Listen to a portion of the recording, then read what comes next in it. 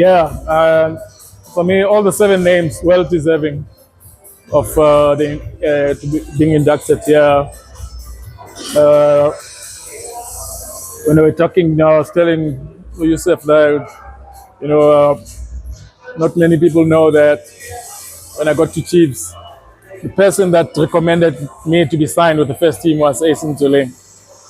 And after just being with the reserve team just for 3 months, four months later, I was promoted to the first team, training with the first team. I was told by one of the drivers back then that after seeing me in about a month, he was the one who went to the chairman and said, I found a gem. To see him being inducted, for me, I think it's about, I think the generation today don't know much about our history and our football history. They don't know much about, that they're standing on the shoulders of giants. Kaizer Chiefs players today, they might know the names, but they never saw these people play. Never saw teenage. They never saw, Ace Ntsoelengoe. At some point, I know that, Pele once said Ace Ntsoelengoe is the best player he's ever seen out of Africa.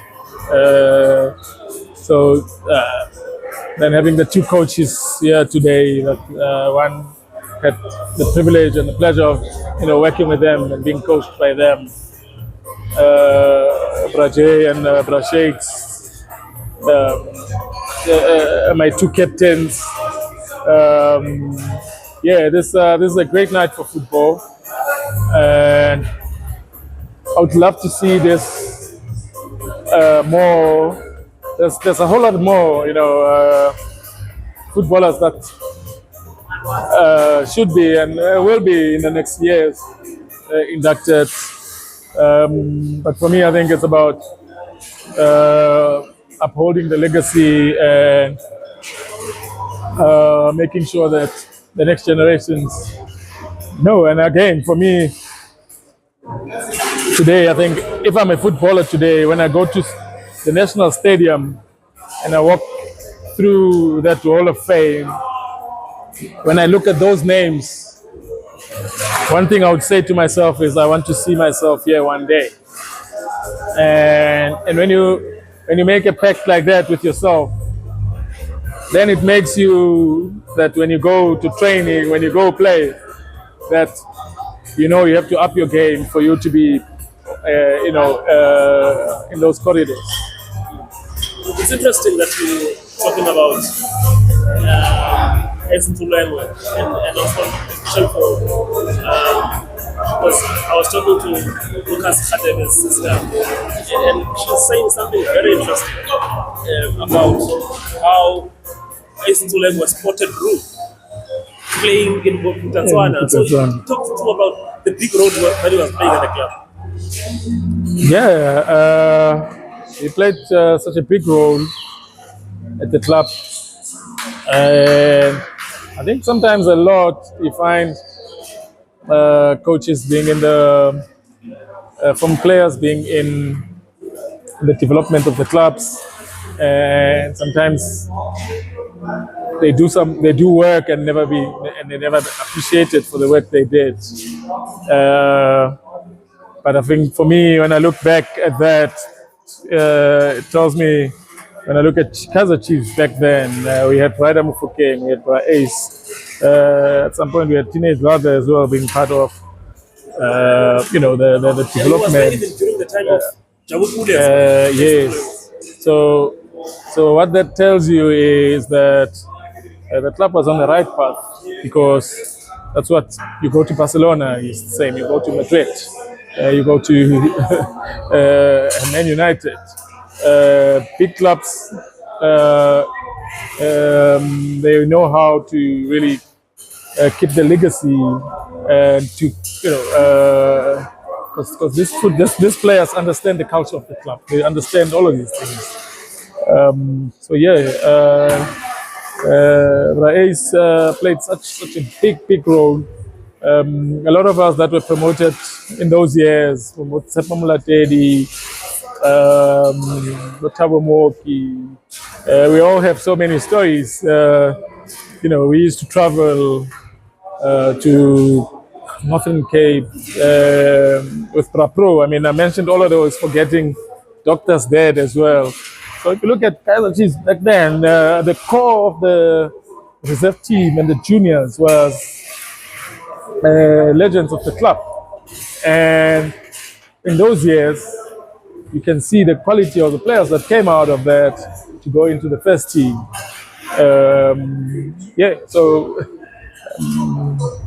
I would love to see those days coming back, because that's the only way for a club or an institution to be able to compete at that level. You can never build an institution without having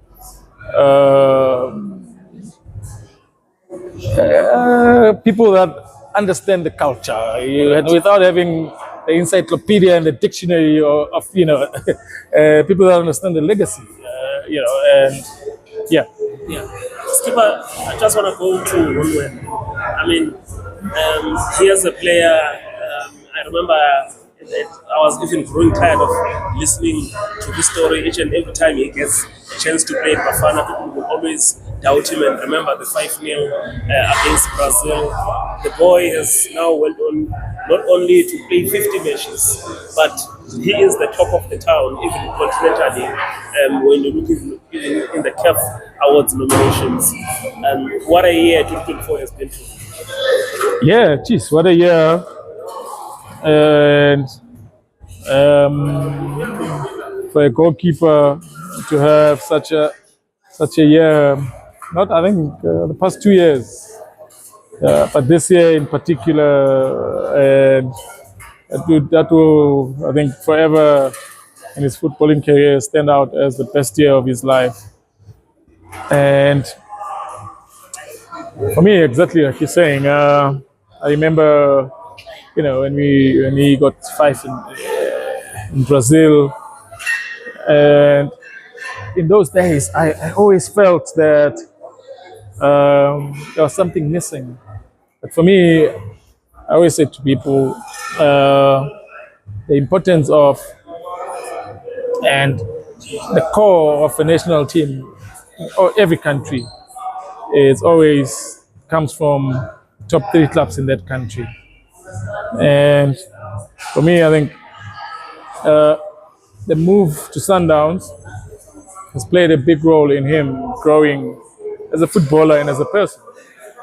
And credit must go to him, his team, for moving to Sundowns. And he moved to Sundowns when Dennis Onyango was at the top of his game. Dennis had just won footballer of the Southern Continent. I think he was one of the first goalkeepers to win it. And so going there was a lot of doubt. Why is he going there? Is he going to sit on the bench? He got there. It didn't take him even 3 months to unseat Dennis, and the rest is history. But he got there. He's learned a lot from Dennis. Obviously, he's learned a lot from. But for me, the experience. So it's important for the top 3 clubs to play with South African goalkeepers, because that's where, because to play at the highest level, you like it or not, it's about the pressure. Playing for SuperSport, you have no fans, you have no pressure. You lose, you don't care. Play for Sundowns, you lose. Dennis is sitting here, and you lose 2-3 games. Now the fans will want Dennis to play. So then it keeps you on your toes, but you grow as a footballer, you grow as a person. So it's very, very important that top 3 clubs, respect to all the other clubs, but top 3 clubs in the country need to play with South African goalkeepers, because that's the only way. And if you look at the history when you look at goalkeepers in the national team. Except for right in the beginning stages, but at that time Andre, when he was playing overseas, so play goalkeeper in South Africa as a national team, either you should be playing overseas or you should be playing for one of the big clubs. So when the big three are playing with foreign goalkeepers, then the nation suffers. um, you know. And yeah, so for me, I think Ronwen has come of age, and credit must go to him for the work he's put in, the work he keeps putting in. But you can see, even when he speaks, as a captain, as a leader, if you compare to when he was at Supersport to now, it's chalk and cheese. You can see, you can feel the growth that has happened. And the young man has come of age. There's always this thing that players must go to Europe do you think maybe moves must be made by the people around him and really getting the to Europe? Obviously, Europe, I'm not taking Manchester or Liverpool, but maybe the so-called smaller league in Europe, Belgium, France. Yeah, so the biggest challenge with, and I'm surprised still today that agents have not put the finger on the pulse and understand that and then start helping players and young players that they have. For me, as a goalkeeper, to play in Europe, first thing is the language. So if you have to go to Belgium, he doesn't speak French. As a last line of defense, you have to speak, you have to control things. So when you don't speak the language, it becomes a problem. The reason you find all of these goalkeepers on the continent playing in Europe, because they come from French-speaking countries. And then you go here, the Portuguese-speaking countries, their players go play in Portugal. So then must tell us as agents, as clubs, that when we want our kids to go play there, means they have to learn the language before they even get there. If I'm a coach, you're a coach, you see this goalkeeper, you like this goalkeeper, but he comes here, he can't speak the language, you're going to take a risk on him. So I believe he can play in many leagues in Europe, but his only obstacle is the language, and obviously the English-speaking countries is your England. He's got enough caps to get a work permit, but it's not easy to get into the UK. So now as a goalkeeper, it's even more difficult. But most of the other countries now that we speak of, where it's not as physical, where he could go, his challenge and obstacle is language. Whether Portuguese, whether the French. I say to people, why with Ajax Cape Town, the reason players from Ajax were able to adjust so quickly at Amsterdam, it's Dutch. And most of the players coming out of Ajax Cape Town would be colored boys. And it was easy for them to, with Africans, with the Dutch. So, yeah. Maybe also, just as a Bafana legend, just touch on Bafana, the progression they've made and the good qualifying for the second AFCON in a row, game to spare. There's just something about this Bafana team. And I know a lot of people were not only skeptical but very critical of the coach. It has proven everyone wrong. Qualified, maybe might be the first coach to qualify for AFCON in succession. A long time. And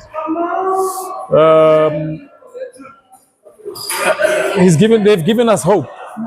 The last tournament coming out third, and we were not even satisfied with that. We felt, and justifiably so, we felt we could have been in the final. With those last chances that we missed, we felt if we went to the final, we felt we could have won it. So now going into the next one with 2 games to spare, we go in there with high in confidence. But as a nation, I think I'll say the team, the coach has set the bar high, and it's a good thing to have. It's a good problem to have, but I believe looking at how we've been playing, looking at everyone else now on the continent, I think I can confidently say we should be one of the favorites. Lastly from you, Bruno. That's also, a goalkeeping legend in the country. Are you? I don't know what this bad word to use. Are you saddened the way Itumeleng Khune's career is sort of coming to an end? Do you think these situations should have been managed better? Yeah, I'm disappointed, saddened, heartbroken.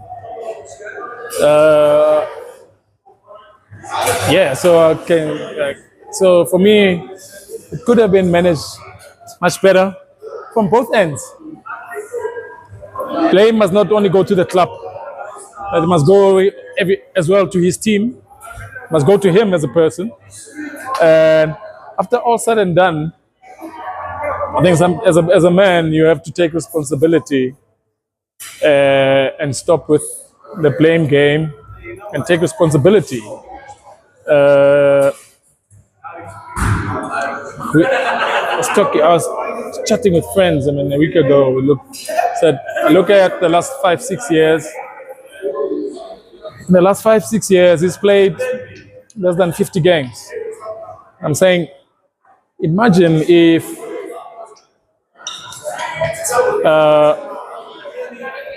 he put everything in his life on hold and focused on himself, focused on his career.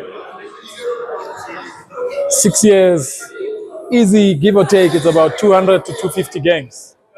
He would be sitting on over 600. No one would ever catch him in the PSL, in the current, So now it's woulda, shoulda, coulda. But there's a possibility, and this is what he could have, the legacy he could have built for himself. But having said that, I think when he's sitting by himself, he'll look himself in the mirror and say, You've done a good job. You've done well, boy, but you could have done better. But like I said, not only saddened with the whole situation, how it's going now, but disappointed.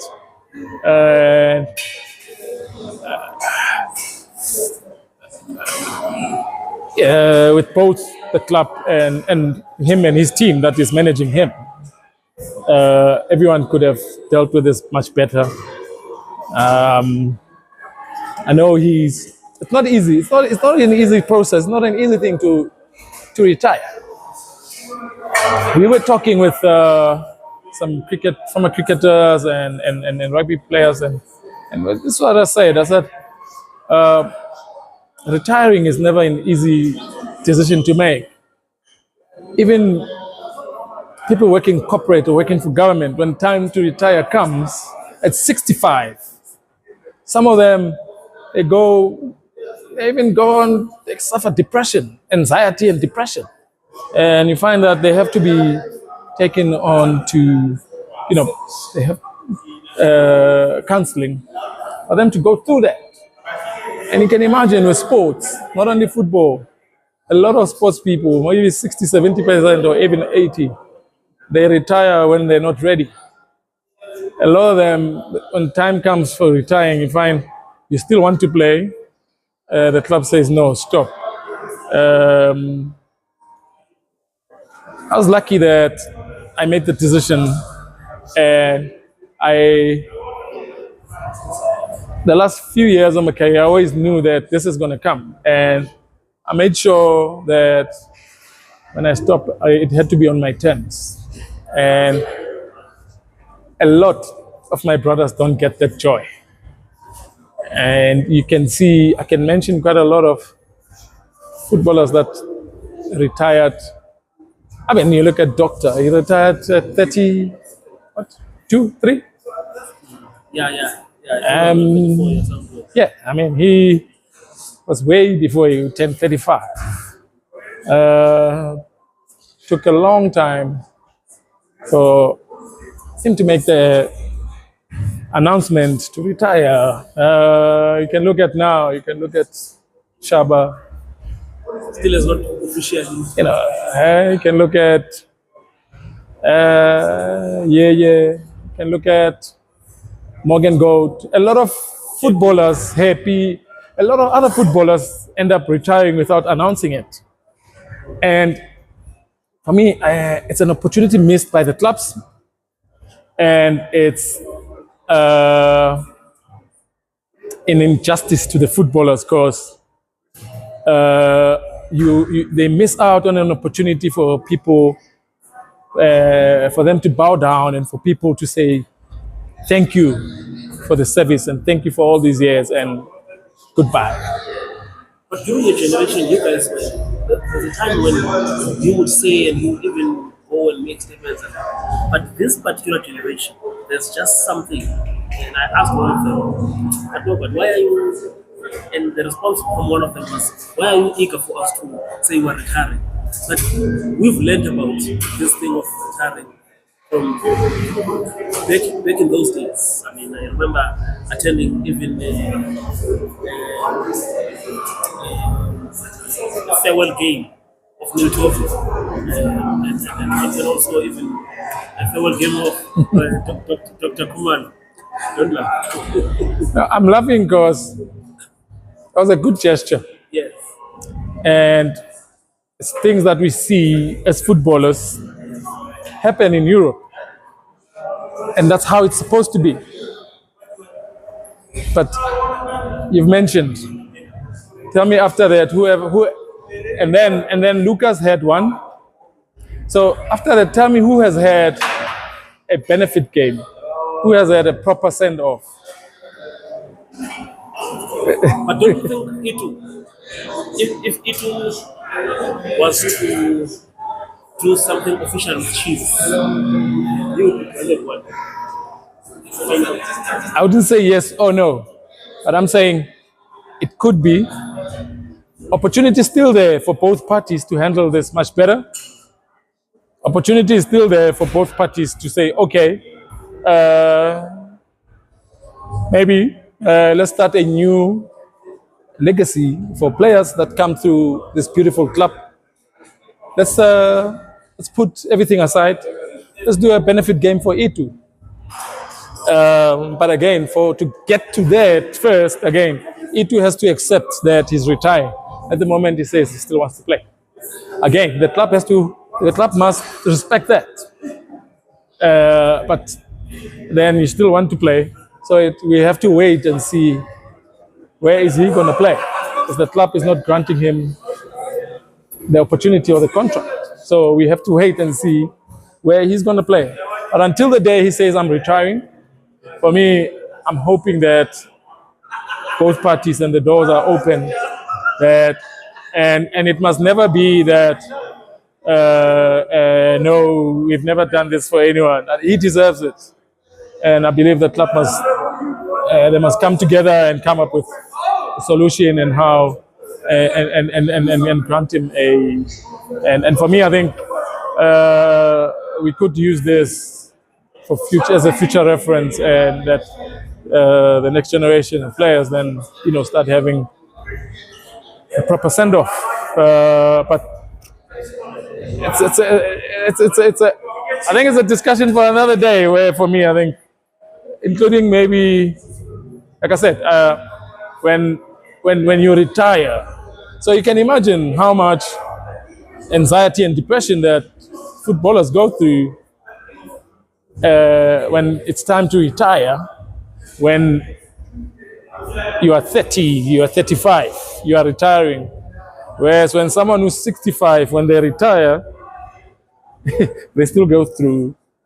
So again, I'm saying association, PSL, clubs, let's find a way of how do we help these young people that have given so much to the game. How do we help them through this process instead of just leaving them and dumping them? And the reason you find now a whole lot of footballers resenting football, it's mainly because of this, of how they retire.